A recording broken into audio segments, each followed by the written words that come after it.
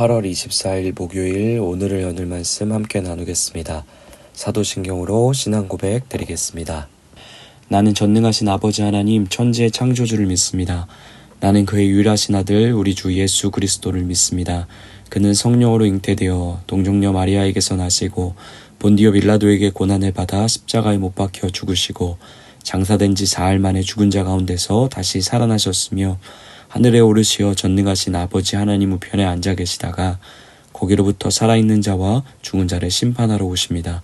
나는 성령을 믿으며 거룩한 공교회와 성도의 교제와 죄를 용서받는 것과 몸의 부활과 영생을 믿습니다. 아멘. 오늘 하나님께서 우리 가운데 주신 말씀은 로마서 11장 25절부터 36절까지의 말씀입니다. 로마서 11장 25절부터 36절까지의 말씀입니다. 다 찾으셨으면 우리 한 목소리로 크게 읽도록 하겠습니다. 형제들아 너희가 스스로 지혜 있다 하면서 이 신비를 너희가 모르기를 내가 원하지 아니하노니 이 신비는 이방인의 충만한 수가 들어오기까지 이스라엘의 덜어는 우둔하게 된 것이라. 그리하여 온 이스라엘이 구원을 받으리라 기록된 바 구원자가 시온에서 오사 야곱에게서 경건하지 않은 것을 돌이키시겠고 내가 그들의 죄를 없이 할 때에 그들에게 이루어질 내 언약이 이것이라 함과 같으니라. 복음으로 하면 그들이 너희로 말미암아 원수된 자요 택하심으로 하면 조상들로 말미암아 사랑을 입은 자라. 하나님의 은사와 부르심에는 후회하심이 없느니라. 너희가 전에는 하나님께 순종하지 아니하더니 이스라엘이 순종하지 아니함으로 이제 국류를 입었는지라. 이와 같이 이 사람들이 순종하지 아니하니 이는 너희에게 베푸시는 국률로 이제 그들도 국률을 얻게 하려 하심이라. 하나님이 모든 사람을 순종하지 아니하는 가운데 가두어 두심은 모든 사람에게 국률을 베풀려 하심이로다. 깊도다 하나님의 지혜와 지식의 풍성함이여 그의 판단을 헤아리지 못할 것이며 그의 길은 찾지 못할 것이로다. 누가 주의 마음을 알았느냐? 누가 그의 모사가 되었느냐? 누가 주께 먼저 드려 갚으심을 받겠느냐? 이는 만물이 주에게서 나오고 주로 말미암고 주에게로 돌아감이라. 그에게 영광이 세세에 있을지어다. 아멘. 우리가 함께 살펴본 로마서 11장 앞부분에서는 두 가지 나무의 비유를 통해서 유대인과 이방인을 표현하였습니다. 유대인 곧 이스라엘 사람을 참 감람나무에 붙은 가지라고 칭하였고 오늘날 저와 여러분 같은 유대인 외의 사람들 곧 이방 사람들을 돌 감람나무라고 칭하였죠. 처음 하나님은 참 감람나무인 이스라엘을 통해서 하나님의 신실한 계획을 펼쳐 가시고자 하십니다. 그런데 우리가 알듯이 끝없이 이스라엘이 불순종하고 마음이 완악해지자 성경의 표현처럼 하나님은 그들을 넘어지고 우둔하며 귀먹고 눈이 먼 상태에 빠지도록 허락하시죠. 그로 인해 참 감람나무 가지들이었던 이스라엘의 얼마가 나무에서 잘려나가게 되고 그로 인해 돌감람나무 가지인 이방 사람들이 구원이라는 하나님의 참나무에 접붙여질 수 있는 은혜를 누리게 되었다라고 선언하였습니다. 이어서 사도 바울은 더 중요한 이야기를 이어가는데요. 어떤 누구도 구원 앞에서 높아지거나 자랑할 수 없다라고 강조하고 있죠. 왜냐하면 누가 누구보다 잘나고 또 누가 누구보다 못나서 이 일이 이루어진 것이 아니라 모든 인류를 향한 하나님의 측량할 수 없는 신비한 구원의 계획이 이 모든 일을 이루었기 때문이라고 강조하며 말하고 있습니다. 그리고 접붙인 은혜를 입을 돌 감람나무 가진 이방인들에게 향해 단호하게 견고하듯 결코 교만해서는 안 되며 자랑하며 경각심을 잃어버려서는 안 될 것을 다시 한번 강조하면서 그 이유에 대해서도 구체적으로 설명해 주고 있습니다. 가지가 뿌리를 보존하는 게 아니라 뿌리가 가지를 보존한 것처럼 모두가 오로지 뿌리 대신 하나님의 긍휼과 그리스도의 사랑의 진액을 먹고 구원의 꽃들을 피울 수 있게 되었고 그 뿌리로부터 양분을 먹었기에 내가 나댈 수 있었다라는 것이 그 이유였죠. 그러니 모든 것이 측량할 수 없는 그분의 완벽한 구원의 계획과 은혜 때문이니 자랑할 수도 없고 교만할 수도 우쭐댈 수도 없다라고 사도 바울은 이야기합니다. 그리고 그런 은혜를 입은 모두는 오로지 경외함으로 두려움으로 뿌리 대신 그리스도 한 분을 바라보며 계속해서 그분으로부터 오는 다스림이라는 진액을 받으며 살아가야 한다라고 대부분 이방인 신분이었던 로마 교회 성도들에게 권면의 말을 전하였습니다. 이어서 바울은 이런 이야기를 덧붙여 말하는데요. 돌감람나무 가지였던 이방인들이 참감람나무에 붙임을 받을 수 있었다면 원래 참감람나무에 붙어 있다 떨어진 원가지인 이스라엘은 얼마나 더 쉽고 온전하게 접붙임을 받을 수 있겠냐라는 것이었죠. 지금은 불순종으로 인해 하나님의 심판을 받아 버림받은 것 같은 이스라엘이지만 회개하고 주님께 돌아오면 얼마든지 주님이 다시 그들을 하나님의 백성의 반열로 용납하시고 품어주실 수 있다라는 것을 바울이 간절함과 애틋함으로 유대인들을 향한 소망과 구원의 회복을 내비쳐 보였습니다. 그러면서 이어서 오늘 우리가 함께 읽은 말씀을 이어갑니다. 우리 25절 다시 한번 읽어보겠습니다. 형제들아 너희가 스스로 지혜 있다 하면서 이 신비를 너희가 모르기를 내가 원하지 아니하노니 이 신비는 이방인의 충만한 수가 들어오기까지 이스라엘의 더러는 우둔하게 된 것이라. 아멘. 사도 바울이 말합니다. 하나님이 계획하신 대로 이방인의 충만한 수가 하나님의 백성으로 들어오게 될 때까지 이스라엘은 완악해질 것이라고 합니다. 우리 28절도 함께 읽어보겠습니다. 복음으로 하면 그들이 너희로 말미암아 원수된 자요 택하심으로 하면 조상들로 말미암아 사랑을 입은 자라. 아멘. 28절의 앞부분의 설명과 비슷한 맥락인데요. 예수님이 허락해 주신 복음의 관점에서 보면 이스라엘은 하나님을 떠나 하나님과 원수된 관계에 머물러 있다라고 말씀을 표현하고 있습니다. 그런데 그 이유에 대해서 바울은 너희 때문이다라고 말하고 있는데요. 여기서 너희는 이방인 그리스도인들을 지칭하는 말이죠. 그러니까 25절과 28절 서두의 사도 바울의 이야기를 정리하면 결국 11장 앞부분 참감람나무와 돌감람나무 비유와 같은 맥락의 이야기를 이어서 말해주고 있는 겁니다. 이스라엘의 완악함과 실패와 무너짐을 통해서 이방인 그리스도인들이 하나님의 백성 안으로 들어오게 되었다는 것. 곧 그 모든 일이 사람의 머리로 측량할 수 없는 전적인 하나님의 주권과 계획이라는 것을 바울은 로마 교회에게 들려주고 싶었던 거죠. 모든 실패와 불순종의 역사에도 불구하고 다 끝나버린 것 같은, 모두가 엉망이 되어버린 것 같은 그 순간을 뒤엎고 하나님은 신실하게 약속을 이어가 주십니다.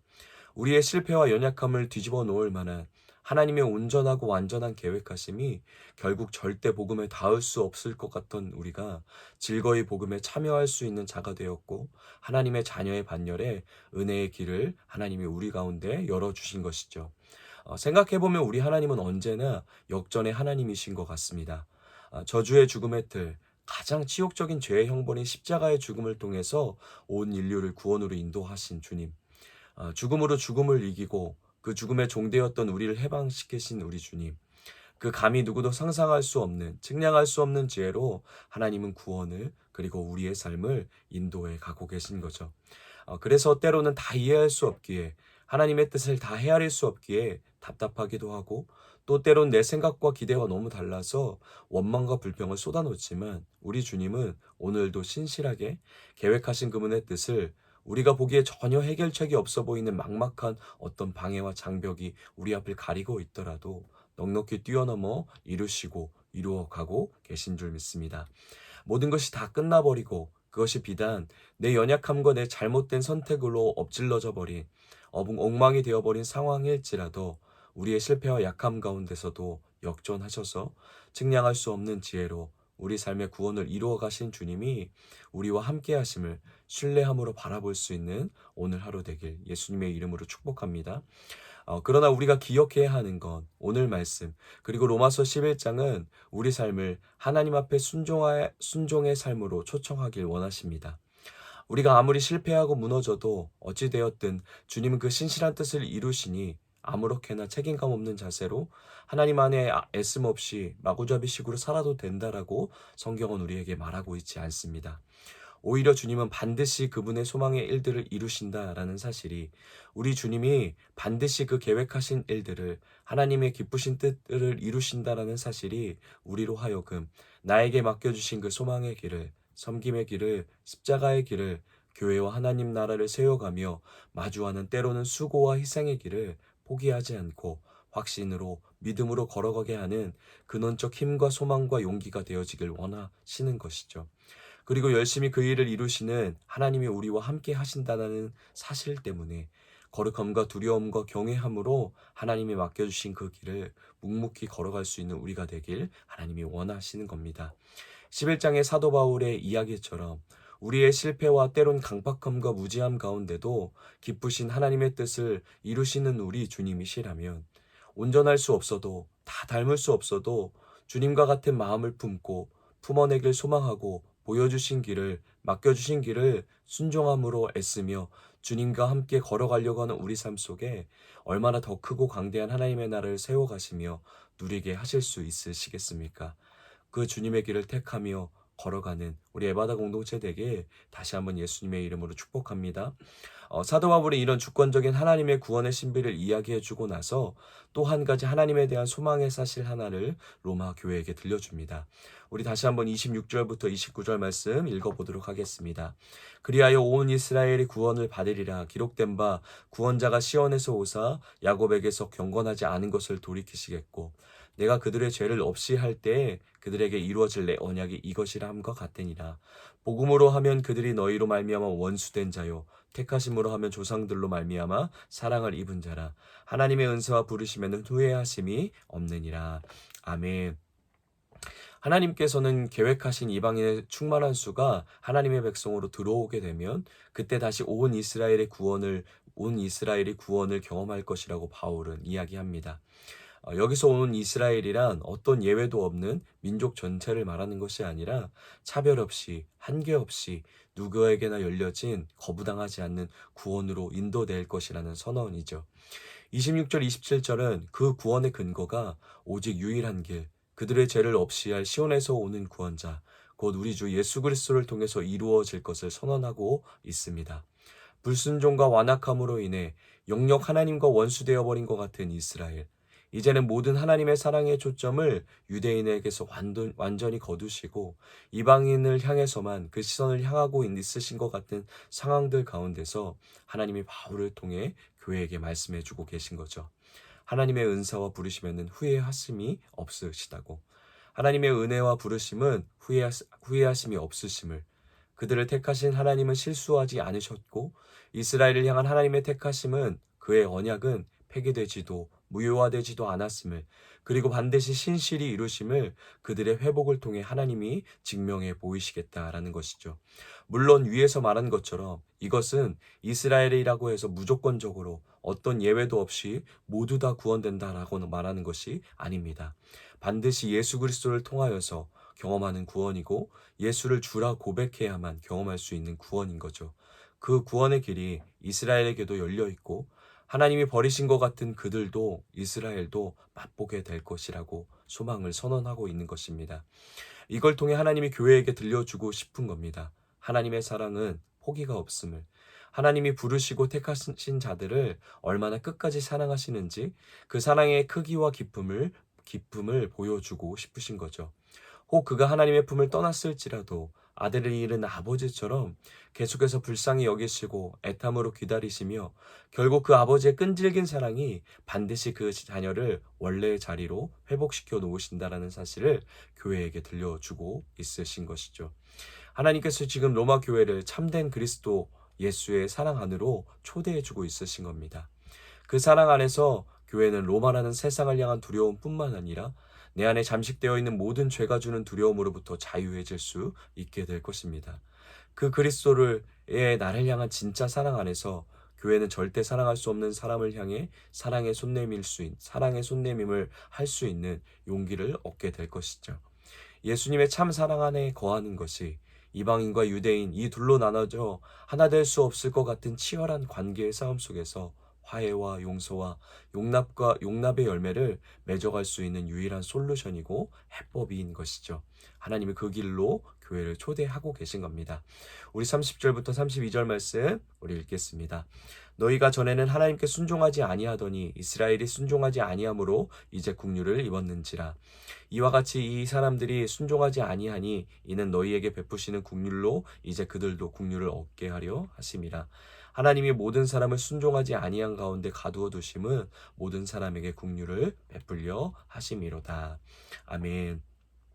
위에서 말한 이 모든 일, 이 하나님의 사랑과 은혜와 구원을 누리게 된 것은 전적인 하나님의 선물이고 하나님의 은혜로만 가능한 것임을, 하나님의 국률로만 가능한 것임을 바울은 다시 한번 강조해 교회에게 이야기해주고 있습니다. 이방인도 불순종하던 때에 하나님의 국류를 얻을 수 있었고 유대인들도 불순종하던 때에 하나님의 국류를 입었습니다. 그리고 앞으로도 입게 될 것입니다. 어떤 자격도 조건도 보탬도 될 수 없던 상황 속에서 우리를 향한 하나님의 국률하심이 전적으로 이루신 일들인 것이죠. 그러니 어떤 누구도 교만하거나 자랑할 수 없습니다. 이런 구원과 은혜를 온전하게 경험하고 누리는 사람들에게 나올 수 있는 유일하고 아름다운 반응은 이것밖에 없는 것이죠. 우리 마지막으로 34절부터 36절까지 말씀 읽어보도록 하겠습니다.